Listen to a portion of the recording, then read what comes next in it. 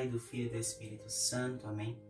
Vinde, Espírito Santo, e enchei os corações de vossos fiéis e acendei neles o fogo do vosso amor. Enviai, Senhor, o vosso Santo Espírito, e tudo será criado, e renovareis a face da terra. Oremos. Deus, que instruíste os corações de vossos fiéis com a luz do Espírito Santo, fazei que apreciemos retamente todas as coisas, segundo o mesmo Espírito, e que gozemos sempre da sua consolação. Por Cristo Senhor nosso. Amém. Em nome do Pai, do Filho e do Espírito Santo. Amém. E pessoal, a paz de Cristo, a amor de Maria esteja com cada um de vocês. Meu nome é Matheus Vicente, eu sou participante, eu sou servo do GPP Jesus, Maria e José. E eu fui convidado, eu recebi um convite que me honrou muito o coração, que me deixou muito feliz, que é de nesse mês poder vir falar para vocês um pouquinho a respeito da Beata Chiara Lute. Talvez muitos conheçam, e talvez muitos também não a conheçam, mas desde já eu queria colocar para vocês que essa é uma das santas, uma das bem-aventuradas que estão no céu, com as quais eu tive um dos primeiros contatos, no início da minha caminhada de grupo de oração, de movimento de renovação carismática católica. Foi uma das primeiras com as quais eu tive contato enquanto história de vida. E vocês vão perceber que a história dela é uma história muito bonita de santidade na vida ordinária. E a gente percebe, a partir da história dela, que a santidade ela não precisa de coisas estapafúrdias, talvez essa não seja a melhor palavra, mas que não precisa de coisas extraordinaríssimas para que ela seja alcançada. Até porque a santidade é uma vocação universal, Só se vai para o céu quem é santo. Então, se nós almejamos estar no céu, nós precisamos ser santos. Que o exemplo da Beata possa nos inspirar nesse caminho de santidade. Bom, o livro base utilizado é esse, o 25 Minutos, do Franz Coriasco. E Franz Coriasco é muito interessante esse autor por dois motivos. Primeiro, porque ele é o irmão da melhor amiga de Chiara Lute, Kika. E segundo, porque ele próprio no livro se define como agnóstico. Mesmo já tendo tido contato e vivenciado grandes experiências de vida enquanto contato com pessoas que viviam a santidade, ele chegou a conhecer, inclusive, pessoas ilustríssimas da nossa igreja, no sentido de Madre Teresa de Calcutá, o próprio Papa Paulo VI. Mas no próprio livro ele relata isso. Ele relata também que ele viu a santidade na vida dele ao encontrar com muitas pessoas.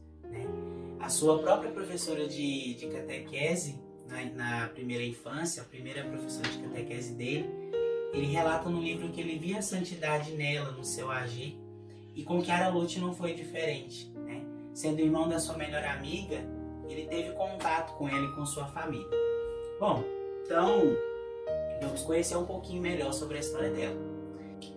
Chiara nasceu no dia 29 de outubro de 1971, na pequena cidade de Sacelo. Sacelo é uma daquelas cidades montanhosas, que ficam na Itália, que são de uma extrema paz, um lugar de extremo sossego.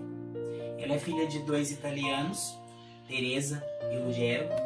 Teresa, uma mulher sempre muito doce, sempre muito amorosa com sua família. Ruggiero, um pai de família, com um temperamento mais firme, com um temperamento um pouco mais forte, do qual Chiara puxou a sua própria forma de ser, a sua personalidade, Vocês vão ver ao longo da história que Chiara também tinha uma personalidade assim muito forte, mas apesar disso, era uma família na qual existia muito amor. A própria Chiara, ela, mesmo na fase final da sua vida, na sua doença terminal, ela ainda assim, sendo uma jovem muito altruísta e que sempre se preocupou muito mais com o outro que consigo mesma, conseguiu reservar num restaurante, um jantar romântico para os seus pais no Dia dos Namorados, para que eles celebrassem o seu amor, mesmo ela estando no hospital já nos últimos dias da sua vida.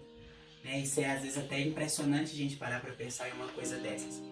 Enfim, ela sempre foi uma menina muito muito inteligente, muito ativa, muito altruísta, que sempre se colocou no lugar dos outros.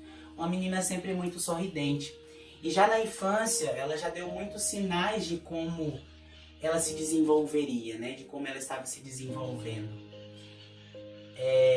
Na sua história, houve um fato muito interessante, né? O primeiro dos fatos da infância que o autor relata é que, quando ela era criança, ela tinha uma pilha de brinquedos muito grandes, né? Ela tinha muitos brinquedos, brincava com todos eles.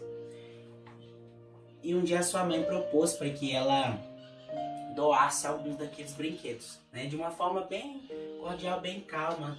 Por que você não doa um pouquinho desses brinquedos? Ela tinha ali seus 4 anos de idade, mais ou menos.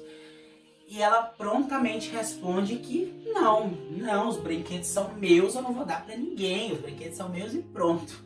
A mãe não contestou muito naquele momento, saiu, foi para a cozinha fazer os seus afazeres, mas em um determinado instante ela retornou. E qual não foi a surpresa dela ao perceber, né, olhando ali pela fresta da porta, que Kiara estava ali contando os brinquedos da seguinte forma: esse sim, esse não, esse sim, esse não. Ela optou, né, depois de refletir um pouco naquilo que a sua mãe tinha falado, optou sozinha por doar boa parte dos seus brinquedos e ficou com muito menos.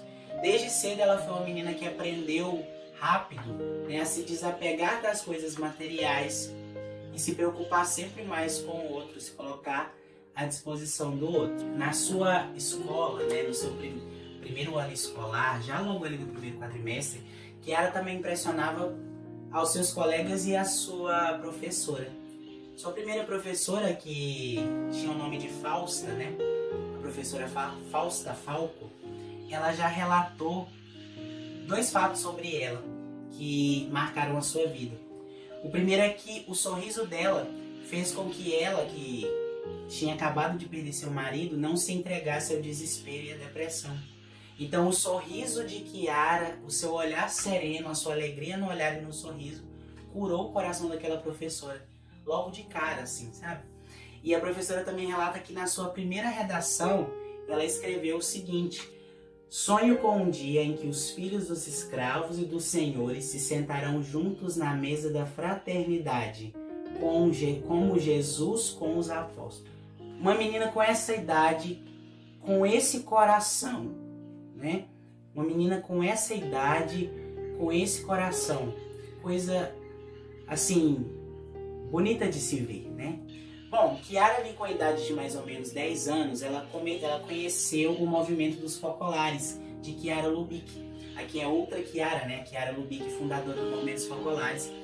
E ela conheceu a partir de era uma conhecida da família, né? E ela ouviu falar de um grande evento que em Roma reuniria as famílias.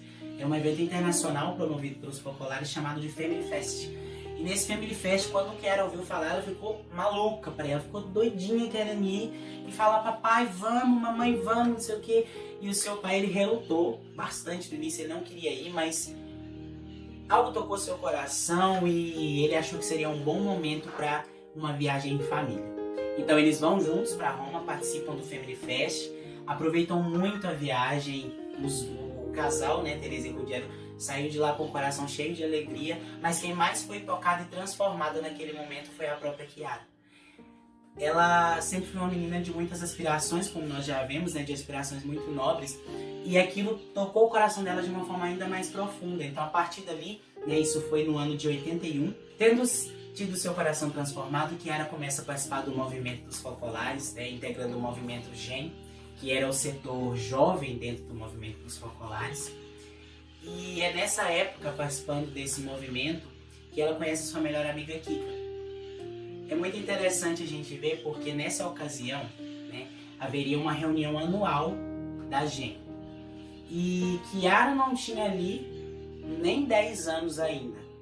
Kika tinha pouco mais de 12. Então seus pais levam ela até a estação de trem para essa reunião anual que aconteceria em Gênova, né? Então ela viajou sozinha. Ela e Kika viajaram sozinha e elas se conheceram ali dentro do trem, na verdade, né? Logo no primeiro contato, assim,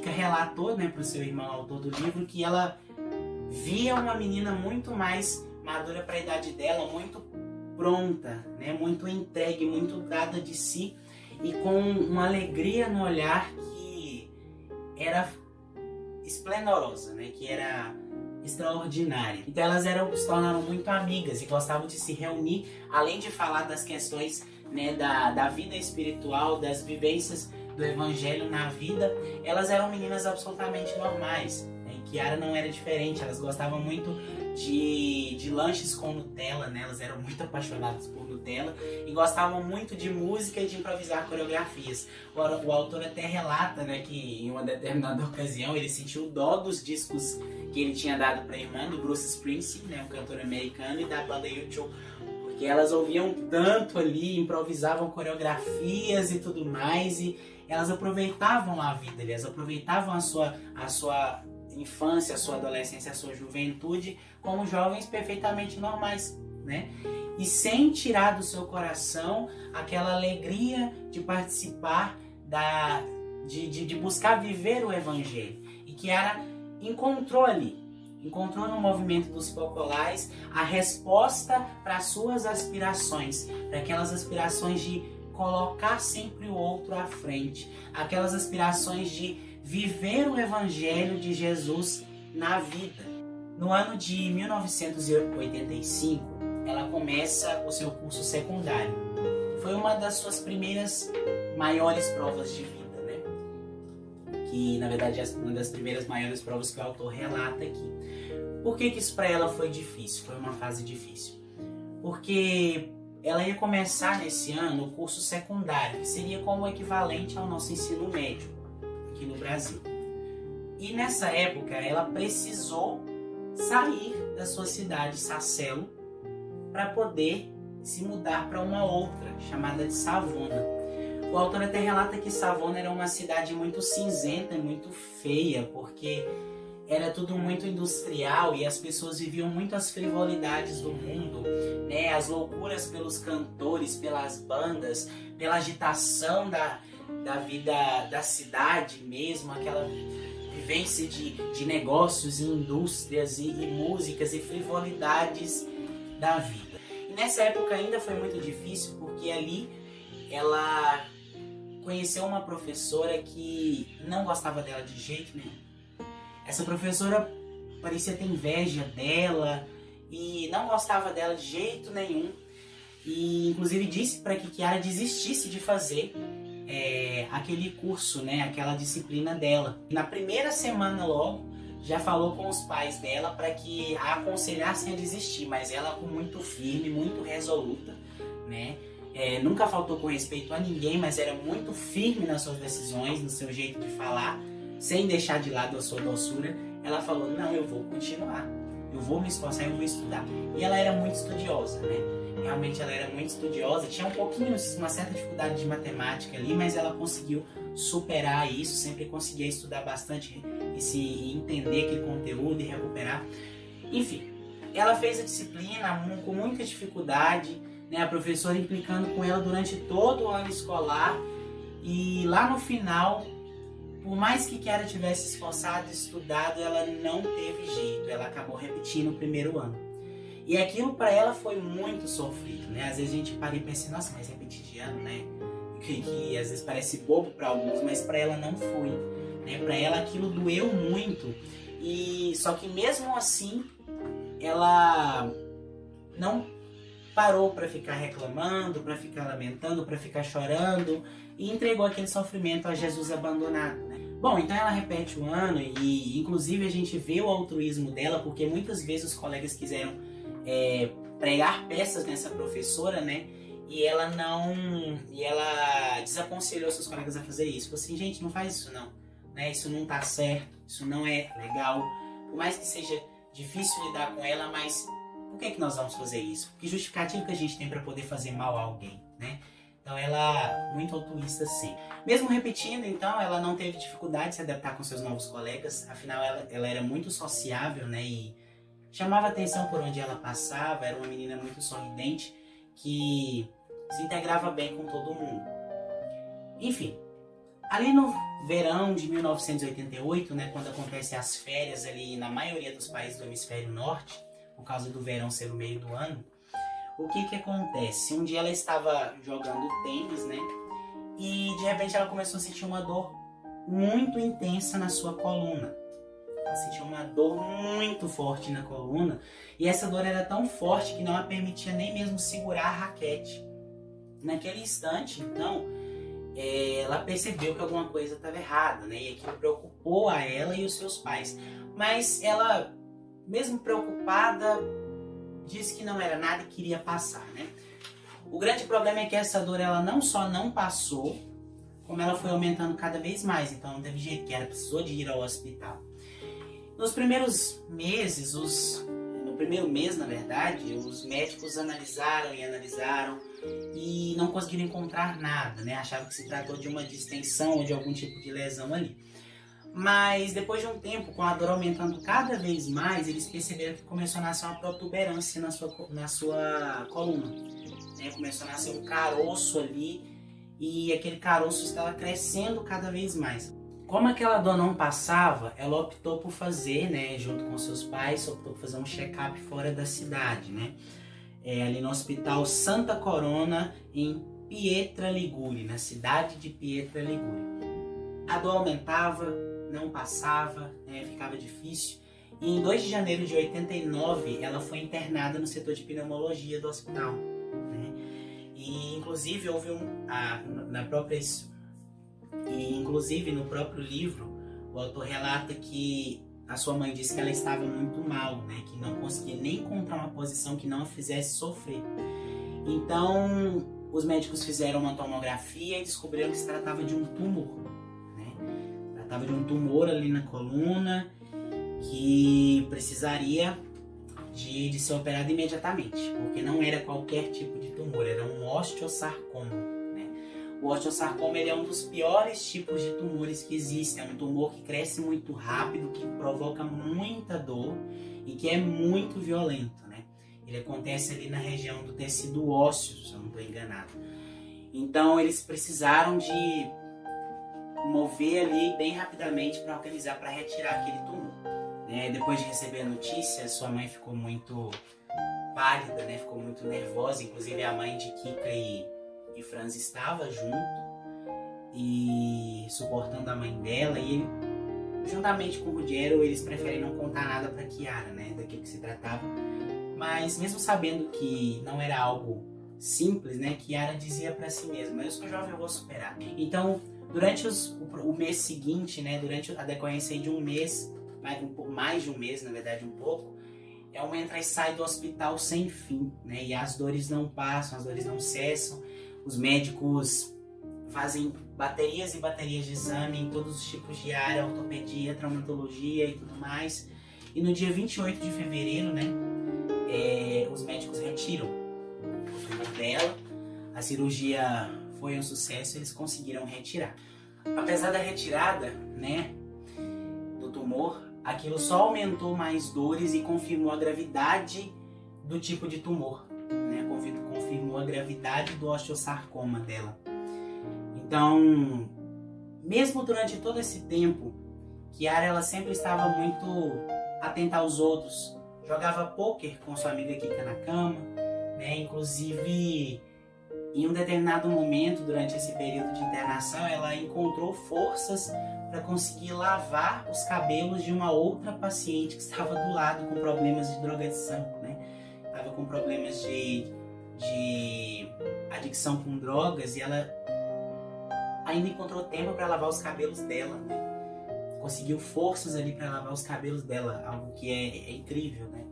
Ela doente, mal, fraca, ainda encontrou tempo para isso. Bom, tendo retirado o tumor, eles iniciam os procedimentos, né, para a quimioterapia, e naquele momento do início da quimioterapia, ela ainda não sabia de nada. Seu pai foi com ela, né? Apenas seu pai foi com ela, e quando ela passou pela ala do hospital e viu que tinha a placa escrito oncologia, ela sentiu como se uma grande flecha tivesse atravessado seu coração naquele momento, né? Quando ela viu e eles passavam pelos corredores e viam viam, né, as crianças, os jovens, sem os cabelos, né, tendo raspado os cabelos, ela sabia que o caso dela já era sério, né, que o caso dela era muito sério. Ao retornar para casa, naquele dia, acontece aquilo que dá título para esse livro, né, 25 minutos. Ao chegar em casa, sua mãe já muito aflita, sem saber o que estava acontecendo, chega na porta e fala: minha filha, e aí, como é que foi lá? E ela simplesmente diz, né, com aquele ímpeto que ela tinha: agora não, mamãe. E se joga no sofá. Deita no sofá e fica 25 minutos. 25 minutos em completo silêncio. E os seus pais também em completo silêncio, né, optaram por respeitar aquele momento dela, não interferiram, ela fica naquele silêncio. A casa de Sacelo ali parece como um sepulcro de tão silenciosa que ficou, né? O autor, ele relata, e eu também penso, o que é que não se passou entre ela e Jesus naquele momento. Qual foi a conversa, quais foram as agonias, quais foram os dizeres, o diálogo que houve ali entre Jesus e Kiara. Depois desses longuíssimos 25 minutos, finalmente Kiara se levanta, retoma a mesma serenidade no olhar que ela sempre teve e diz assim: mamãe, agora a senhora pode falar. Então, Kiara ali fica sabendo do que é o seu quadro, o que ela tem, né?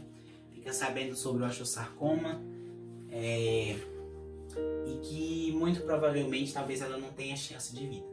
Kiara iniciou ali o seu último ano e meio de vida, fazendo todos os tratamentos que eram possíveis, né? E aquele período foi um período em que a casa dos Badano, tanto a casa dos Badano quanto o hospital onde Kiara frequentava, né, o centro de saúde onde ela fazia os seus tratamentos, tudo ali ao redor de onde ela estava foi sendo transformado aos poucos, né? Você tinha uma nova visão. Tudo que Kiara vivia junto com sua família, com seus amigos, né, com o pessoal também do próprio movimento dos focolares, tudo irradiava a entrega de Kiara, a entrega de Kiara a Deus, a entrega de Kiara ao seu propósito de vida. E com certeza, né, foi um período muito doloroso para ela, mas que ao mesmo tempo aconteceram muitas e muitas coisas extraordinárias, né? Onde foi possível ver Deus em cada passo, em cada ponto dessa história. E ela chegou a questionar, né? Em alguns momentos ela se questionava por que Jesus, né? E esse porquê Jesus dela era como o próprio meu Deus, por que me abandonastes, do Senhor Jesus na cruz, né? Então ela vivia aquilo, se questionava, mas aceitava. Uma das frases que ela mais dizia, né, durante esse tempo era: Senhor Jesus, se tu queres, eu quero, né? Se tu queres, eu quero. Mas em um dos momentos, né, foi até proposto para Kiara e para sua família que ela fizesse uma viagem a Lourdes, né, ao Santuário de Lourdes, para pedir a cura a Nossa Senhora. E ela disse, Kiara disse simplesmente assim: se Nossa Senhora quiser fazer milagre comigo, pode fazê-lo também aqui. E se isso não fizer parte da sua vontade, peço a ela somente a força de não fraquejar nunca.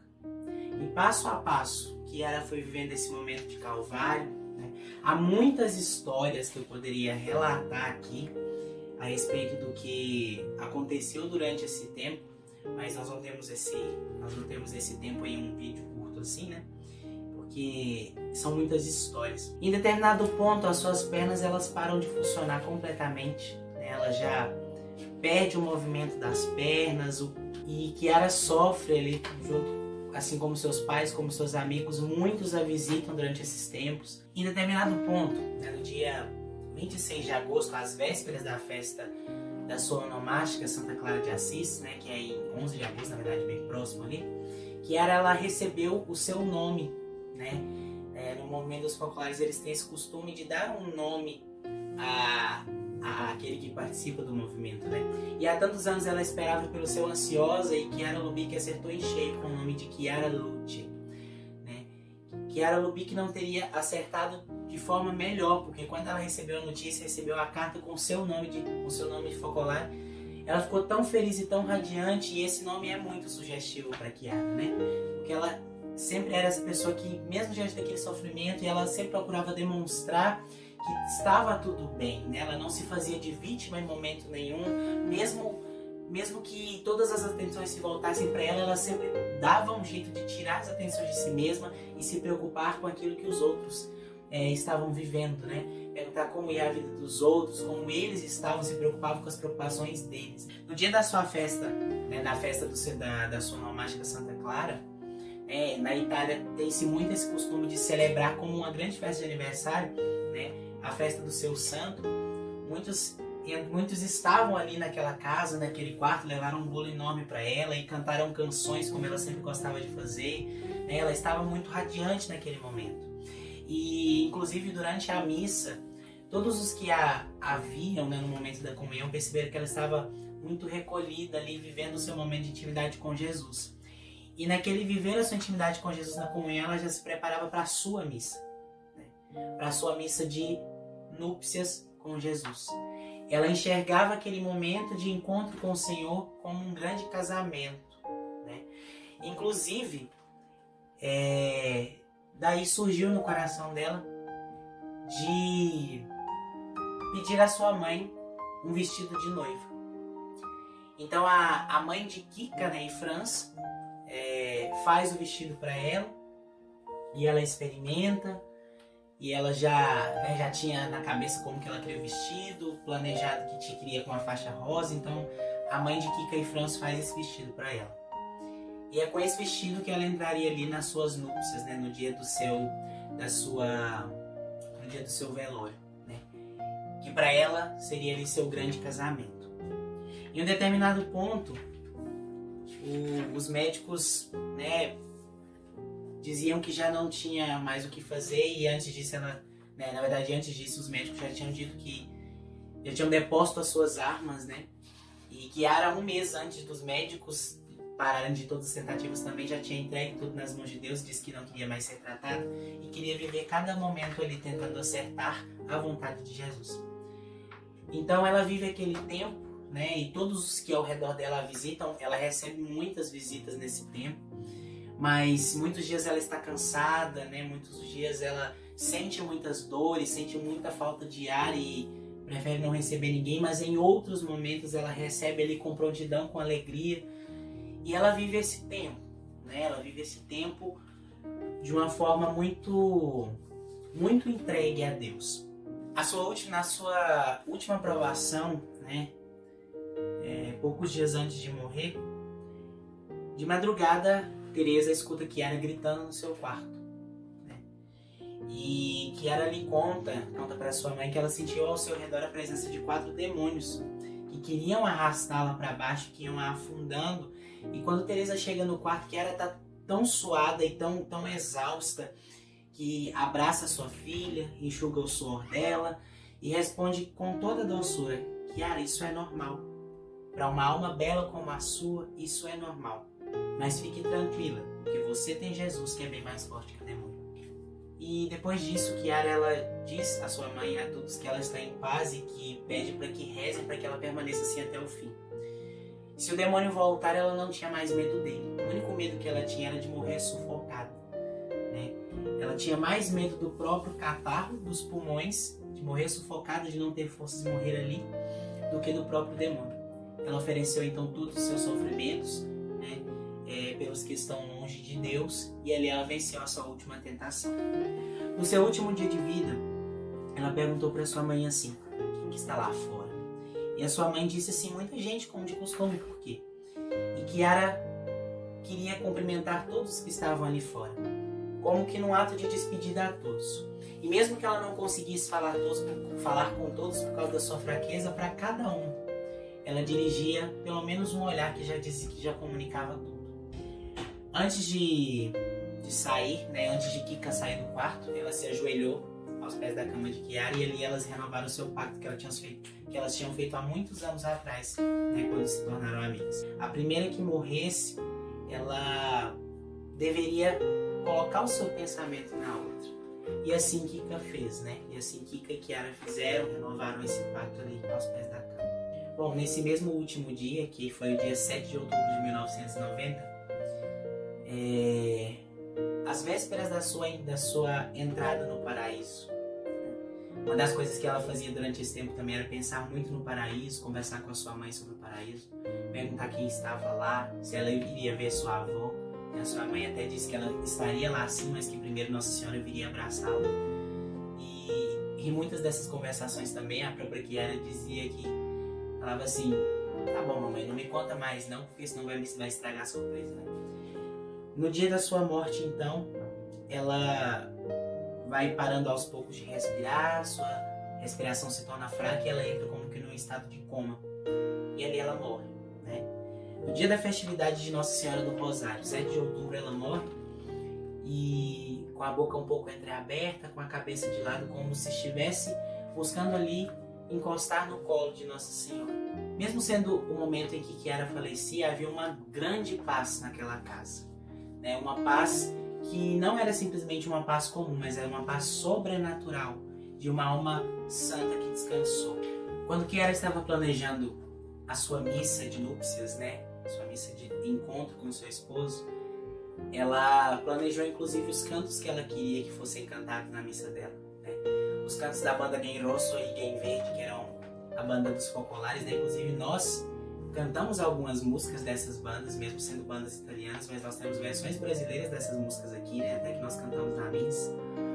E Sarcelo estava lotada de gente, porque é claro que a sua vida e seu testemunho tinha se espalhado. Para muitos que inclusive nunca tinham visto pessoalmente, né, no movimento dos focolares, aquilo tinha se alastrado de uma forma imensa, né? Tanto que em um dos eventos que aconteceu na época, Chiara tinha mandado uma mensagem para os jovens daquele encontro, que tinha reunido ali milhares e milhares de jovens, né? Era uma grande festa dos focolares. E ela tinha mandado a sua mensagem de esperança para que eles não desistissem, para que eles nunca desistissem de agradar Jesus, de fazer a vontade de Jesus. Então ali na sua missa, Sarcelo lota de gente, Gen Rosso e Gen Verde vêm, cantam a sua missa, e existia uma grande paz. Na sua missa também, né, veio para celebrar Dom Lívio Meritano, que tinha estabelecido uma relação de amizade muito profunda com ela, né, durante esse tempo em que ela estava em seu sofrimento ali. Tinha ao redor dele um grande número de padres. A prefeitura de Sarcelo tinha mandado instalar grandes alto-falantes na cidade para que todos pudessem acompanhar aquela missa. Então foi um momento muito sublime, né? Um momento de uma verdadeira grande festa de casamento, em que Chiara se encontrou com seu esposo, né, com nosso Senhor Jesus no paraíso. A vida de Chiara Lute, ela nos faz pensar, né, sobre o que é verdadeiramente santidade, né? O que é viver e buscar a santidade? Às vezes a gente para e pensa, vê a história de grandes e grandes santos, né, que tiveram atos heróicos, e a gente pensa que nós precisamos morrer mártires, que nós precisamos, né, dar as nossas vidas como grandes santos fizeram, né, como santos heróicos fizeram, ou que nós precisamos passar por uma grande doença como Chiara Lute, mas a verdade é que a santidade de Chiara, ela não foi simplesmente construída a partir da doença.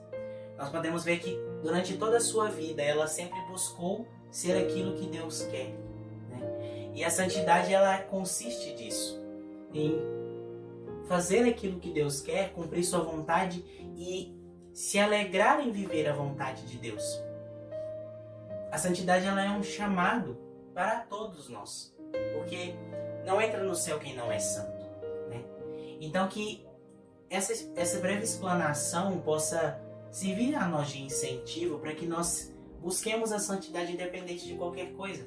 Santidade na nossa vida ordinária, no nosso trabalho, na nossa juventude, na nossa vida como um todo, fazendo as nossas atividades, ouvindo aquilo que nós gostamos, mas de forma que isso nunca nos afaste de Deus, mas pelo contrário, nos aproxime cada vez mais dele. Que a Beata Chiara Lute possa rogar por cada um de nós. Em Em nome do Pai, do Filho e do Espírito Santo. Amém. Beata Chiara Lute, rogai por nós.